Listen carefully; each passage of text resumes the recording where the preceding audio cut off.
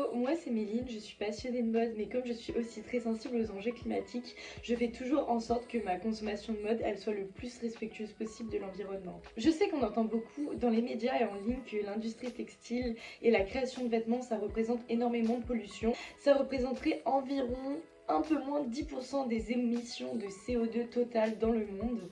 C'est pas forcément facile de comprendre réellement pourquoi nos vêtements polluent autant, parce que lorsqu'on porte le vêtement, lorsqu'on le reçoit, on ne se rend pas forcément compte de l'impact environnemental que ça présente, de toute la route et de tout le processus qu'il y a derrière.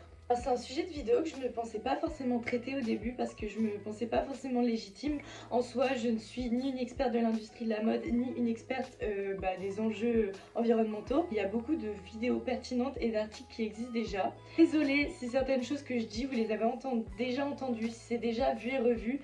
J'essaie de trouver des choses un peu différentes, de rendre la chose un peu originale. Alors je vous préviens tout de suite, je ne suis pas une professionnelle, je fais juste ces vidéos-là par passion.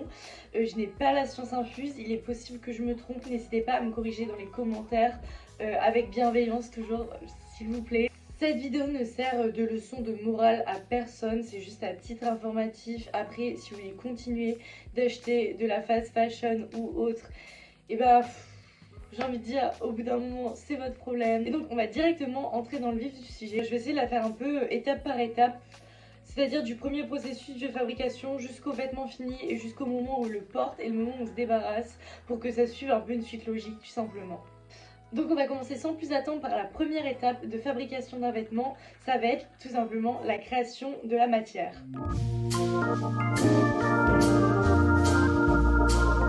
Pour commencer à créer le vêtement, il faut forcément déjà de la matière, du tissu qu'on va coudre et assembler. Ce textile, il peut avoir plusieurs origines qui vont avoir plus ou moins un impact sur l'environnement.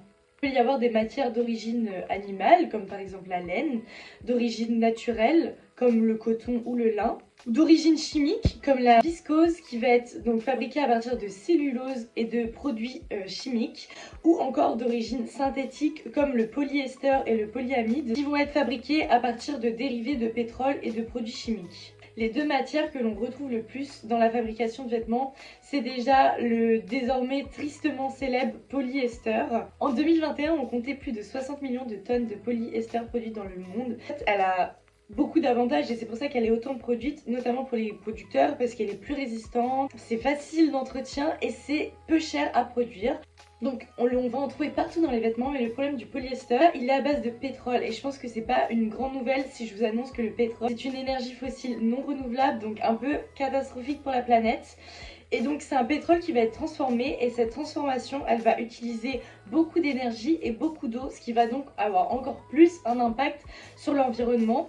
Et je suis sûre qu'on a tous des vêtements en polyester dans notre armoire, vous avez juste à regarder vos étiquettes et vous allez le voir, c'est pour vous dire l'impact que ça a. Et donc le polyester il a déjà de l'impact lorsqu'on le crée, lorsqu'on le fabrique, mais vous allez voir qu'il en a aussi par la suite et je vous en parlerai un peu plus tard. Matière que l'on retrouve énormément dans les vêtements, ça va être le coton et on peut se dire que c'est beaucoup plus sain que le polyester parce que le coton ça pousse dans les champs, c'est quelque chose de naturel, mais au final c'est un peu un piège parce que le coton ça a aussi d'énormes impacts sur l'environnement. Déjà au niveau de la consommation de l'eau, le coton est très gourmand en eau. Rien que pour fabriquer 1 kg de coton, il faut 10 000 litres d'eau. Et 1 kg de coton, ça correspond à peu près à un t-shirt et un jean. Bon, quand on me dit 10 000 litres d'eau, j'arrive pas forcément à visionner quelle quantité ça représente. Pour vous illustrer à peu près, pour une douche, on utilise 80 litres d'eau en moyenne.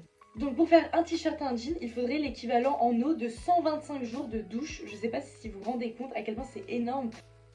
J'ai pris ça dans mon armoire. Voilà, j'ai l'équivalent de 125 jours de douche dans les mains. Je trouve ça vraiment énorme quand on y pense. En plus de ça, le coton, c'est énormément de pesticides car c'est une plante fragile à faire pousser. C'est une plante qui a des difficultés, qui n'a pas confiance en elle, qui a besoin qu'on l'accompagne. Le problème, c'est que pour faire pousser beaucoup de coton, il faut utiliser beaucoup de pesticides, beaucoup de traitements chimiques qui vont donc polluer les sols, qui vont aussi les appauvrir et qui vont finir dans l'eau et qui vont polluer l'eau également. Le coton va épuiser les sols, c'est-à-dire que la terre, elle a en elle des nutriments pour aider les plantes à pousser et les plantes fatiguent plus ou moins la terre, pour vous dire ça en gros. Et le coton, c'est une plante qui va vraiment fatiguer la terre, donc c'est-à-dire qu'il va falloir utiliser beaucoup de surface parce qu'une fois qu'on fait plusieurs cultures sur une même terre, il faut lui laisser le temps de se ressourcer, le temps de récupérer les nutriments, etc. qui sont nécessaires à la culture. Et donc plus on va planter de coton, plus il va falloir d'espace pour planter le coton. La terre va s'appauvrir. Une fois les tissus fabriqués, il va falloir les embellir et les assembler pour donner un vêtement fini. Et oui, deuxième étape, la réalisation et l'embellissement du vêtement. C'est fou de se dire qu'avant, les gens allaient dans les magasins pour acheter non pas le vêtement, mais les tissus qui leur serviraient ensuite à se faire fabriquer les vêtements. Sauf que maintenant, les choses ont changé et on reçoit le vêtement directement fait. En Europe, les pays qui importent le plus, c'est la Chine, le Bangladesh, la Turquie et l'Inde.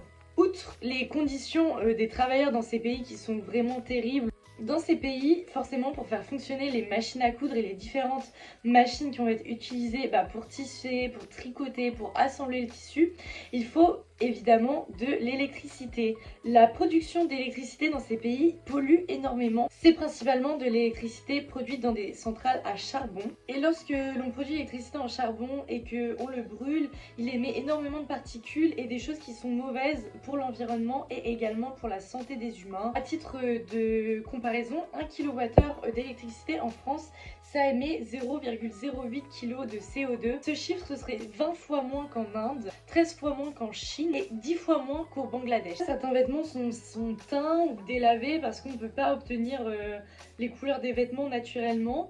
L'eau est donc polluée par la teinture et j'ai vu une citation en ligne qui vient de Orsola de Castro, qui est une personne assez engagée pour une mode plus propre et tout ça, qui dit qu'on peut prévoir les futures tendances juste en regardant l'eau des rivières en Chine. C'est d'ailleurs que pour teindre nos t-shirts et tout ça, ça a des impacts sur tous ces agriculteurs, sur tous ces locaux, ces artisans qui vivent là-bas en Chine.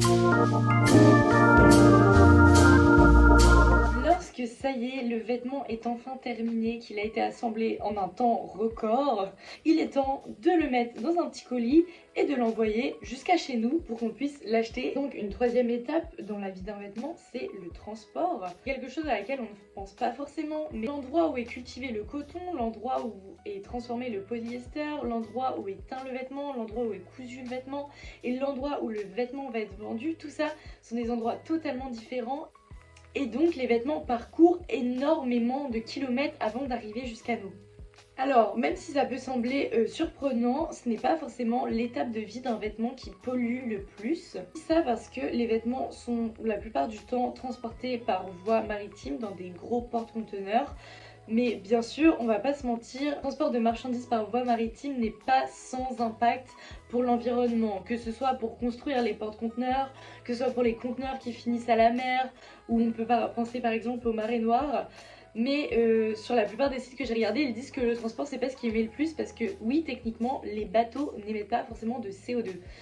De plus, avec l'essor de la fast fashion, de l'ultra fast fashion, pardon, nos copains de chez Shein, Temu et tout ça, le bateau ça va pas assez vite. Et pour les consommateurs non plus, parce qu'il faut toujours plus de nouveaux, toujours plus de renouvellement. Il faut aller de plus en plus vite. Donc qu'est-ce qu'ils ont dit? Ils ont dit stop le bateau, on envoie nos vêtements en avion. Donc la plupart des marques d'ultra fast fashion utilisent l'avion pour transporter leurs vêtements.